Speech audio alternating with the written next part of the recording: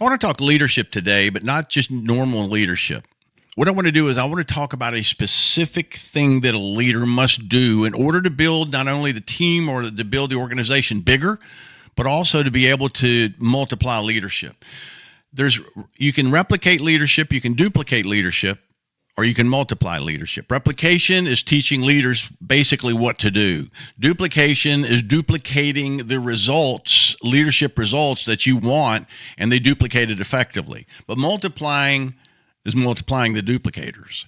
And this is one of the reasons why today I want to talk with you about leadership, because are you solving problems for your team? Or are you building problem solvers? Did you get that?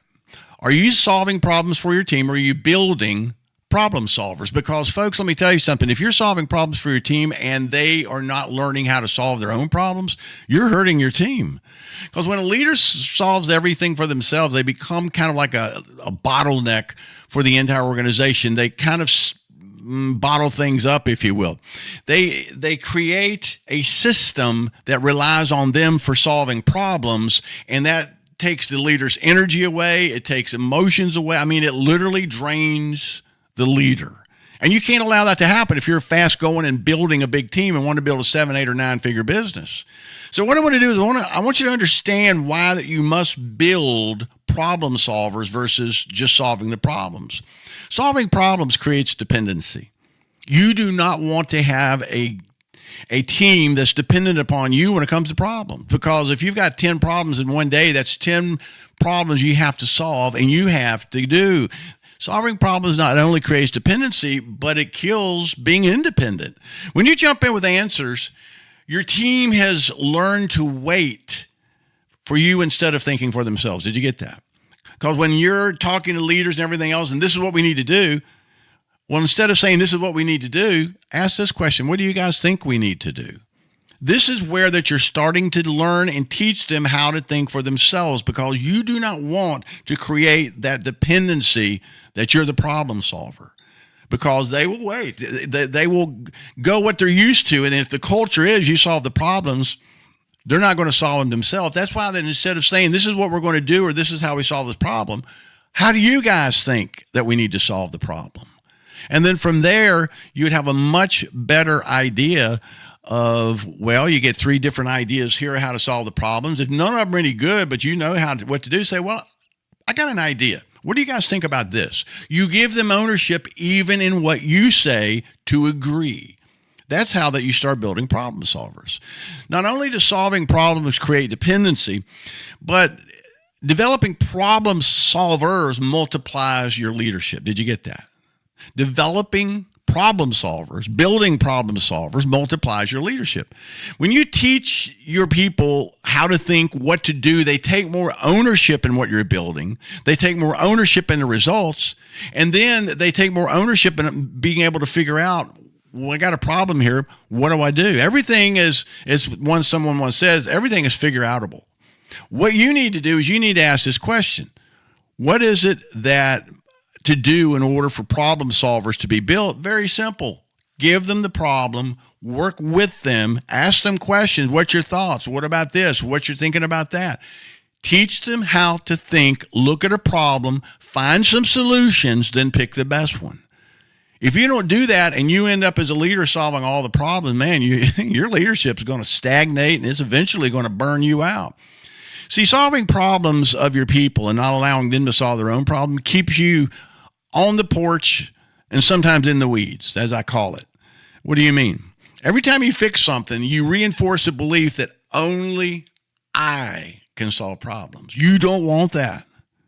You do not want your leadership to be based on what you do. You want your leadership to be based on what they do. Yes, you have to have the vision. You have to guide. You have to influence. You have to direct, all that stuff. I get it.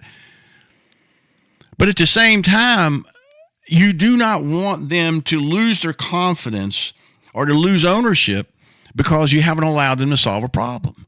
And again, I ask all the time when we have issues and situations come up, I ask our team, well, how do you guys see it? What do you suggest? Get them talking about it, and then eventually the right problem generally shows up. And again, when people learn to solve their own problems. They're going to feel better about being part of the team. They're going to feel better about your leadership, and they're going to be better about the growth of what they do. And here's probably the biggest reason why that you need to build problem solvers, because if you solve all the problems, it limits your bandwidth, it limits your energy, and it sucks up your emotions like crazy. And that's not how leaders do. You need to have high energy, high thinking, high expectations, and you need to have other leaders that are focused on solving their own problems. Even if they come to you and say, what's your thoughts on this? This is a problem I have, but what's your thoughts? This is how I see that we should fix it. And at that particular point, then you guide them and direct them to making sure that what they have is fixable. Or you might say, well, here's a little bit better idea. You need to develop problem solvers, build problem solvers, because the more problem solvers you have in your leadership, guess what? The faster your leadership and team's going to grow, because you can't solve every problem once your team becomes a certain number of people. I don't care whether they're employees, I don't care whether they're teams in a direct sales, real estate, insurance, or whatever. You can't. They have to take responsibility and solve their own problem after you've taught them how to do that. And again, one more time, you teach them by saying, well, what's your thoughts? How would you solve this problem if you were me? This gives them ownership. This forces them to think for themselves. And this gives them the ability to be able to grow, build, and develop their own problem-solving capacity. And as my mentor said, Douglas, leaders who solve all the problems create followers. Did you get that?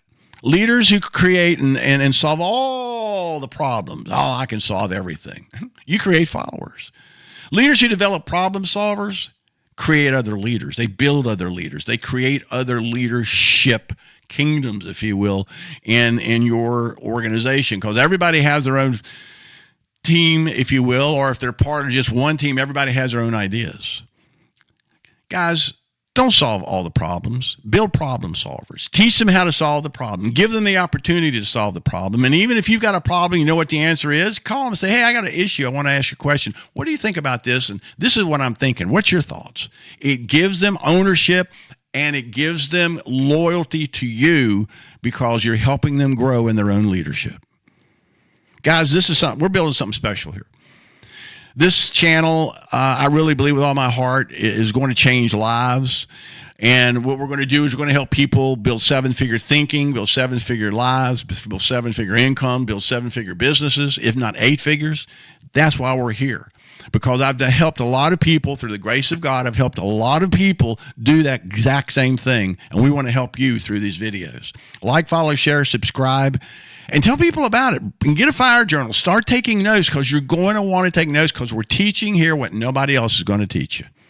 Like, follow, share, subscribe. Spread the fire.